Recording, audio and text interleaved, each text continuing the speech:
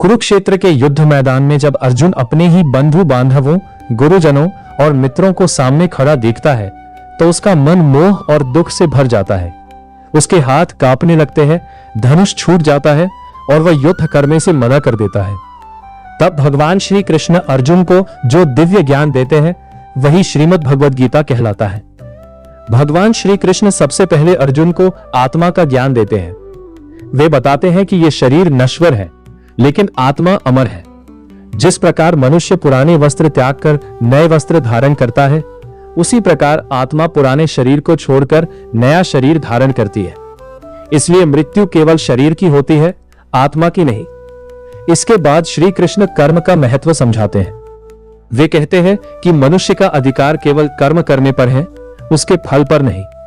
यदि कोई व्यक्ति फल की चिंता छोड़कर अपना कर्तव्य ईमानदारी से करता है तो वही निष्काम कर्म कहलाता है।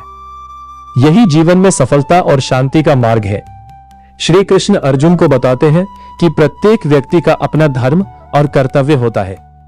कठिन परिस्थितियों में भी अपने धर्म का पालन करना श्रेष्ठ है। दूसरों के धर्म को अपनाने से बेहतर है कि मनुष्य अपने धर्म का पालन करते हुए संघर्ष करे।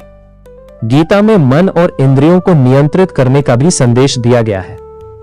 मनुष्य का मन यदि नियंत्रित हो जाए तो वह उसका सबसे बड़ा मित्र बन जाता है और यदि नियंत्रण में न रहे तो वही सबसे बड़ा शत्रु बन जाता है। इसलिए ध्यान, संयम और सत्संग के माध्यम से मन को स्थिर रखना आवश्यक है। भगवान श्री कृष्ण भक्ति का महत्व बताते हुए कहते हैं कि जो व्यक्ति सच्चे मन से उनका स्मरण करता है और प्रेम पूर्वक उनकी शरण में आता है, वे उसकी रक्षा करते हैं। ईश्वर को पाने के लिए बड़े यज्ञ, तप या धन की आवश्यकता नहीं होती। सच्ची श्रद्धा और निष्कपट भक्ति ही सबसे बड़ा साधन है। गीता यह भी सिखाती है कि जीवन में सुख और दुख, लाभ और हानि, जीत और हार आते जाते रहते हैं। बुद्धिमान व्यक्ति इन परिस्थितियों में समभाव बनाए रखता है। जो व्यक्ति हर परिस्थिति में शांत और संतुलित रहता है वही वास्तव में योगी कहलाता है। जब अर्जुन का मोह दूर नहीं होता तब श्री कृष्ण उसे अपना विराट रूप दिखाते हैं। उस दिव्य रूप में अर्जुन संपूर्ण सृष्टि को भगवान के भीतर उस दिव्य रूप में अर्जुन संपूर्ण सृष्टि को भगवान के भीतर देखता है। तब उसे समझ में आता है कि ईश्वर ही समस्त जगत के आधार है और सब कुछ उनकी इच्छा से संचालित होता है। अंत में भगवान श्री कृष्ण अर्जुन से कहते हैं कि सभी प्रकार के भय, संदेह और चिंताओं को छोड़कर उनकी शरण में आ जाओ।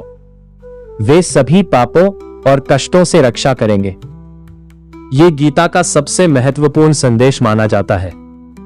श्रीमद् भगवद गीता का सार यही है कि मनुष्य अपने कर्तव्य का पालन करे, फल की चिंता ना करे, आत्मा की अमरता को समझे, मन को नियंत्रित रखे और पूर्ण श्रद्धा के साथ ईश्वर की शरण ग्रहण करे।